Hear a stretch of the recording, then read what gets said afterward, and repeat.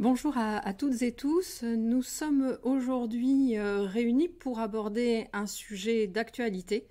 Et pour m'accompagner sur cette présentation, j'ai le plaisir d'accueillir Paul Bousquet, commissaire divisionnaire et chef de la division de lutte contre la criminalité financière. Bonjour Monsieur Bousquet. Bonjour à tous. On rentre directement dans le vif du sujet.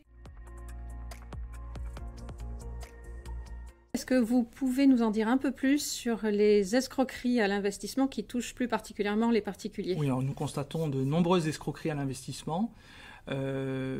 Chaque année, c'est à peu près 60 millions d'euros qui sont escroqués de cette façon-là à nos concitoyens, donc c'est considérable.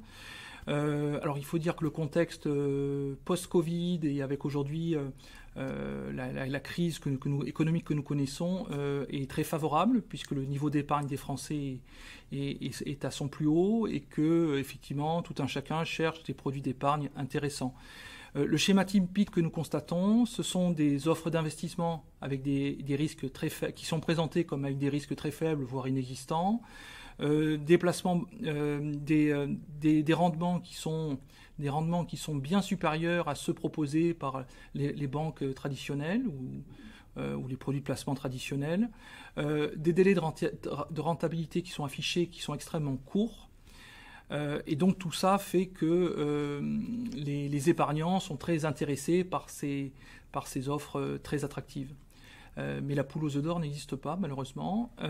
Et donc nous constatons que de nombreuses victimes qui sont approchées, soit par de la publicité sur les réseaux sociaux, soit par des envois de mails ciblés, à titre publicitaire également, qu'ils reçoivent par mail, et qui donc vont commencer à s'inscrire sur des plateformes à partir de ce moment d'investissement.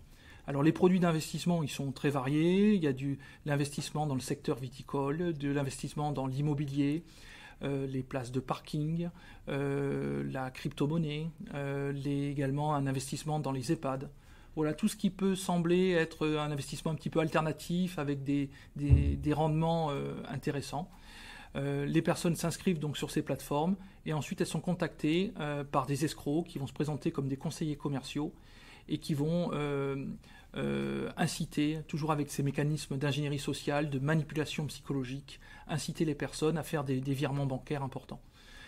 Ces virements vont partir sur des comptes bancaires européens et vont très rapidement être évacués en dehors du territoire national.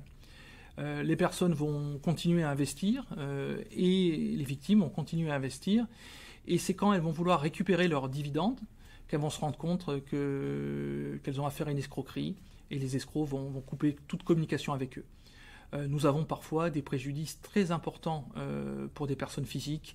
Ça peut arriver jusqu'à 1 million d'euros, voire ou sinon plusieurs centaines de milliers d'euros, ce qui est catastrophique. Dans ce cadre-là, de la même manière que pour les fraudes aux comptables dans les entreprises, il faut très rapidement déposer plainte pour essayer de récupérer les fonds. Et là encore une fois, la réactivité, la rapidité du dépôt de plainte est fondamentale puisque l'argent va transiter quelques jours ou quelques semaines sur les comptes bancaires avant d'être évacué. Donc il y a vraiment une urgence à déposer plainte le plus rapidement possible.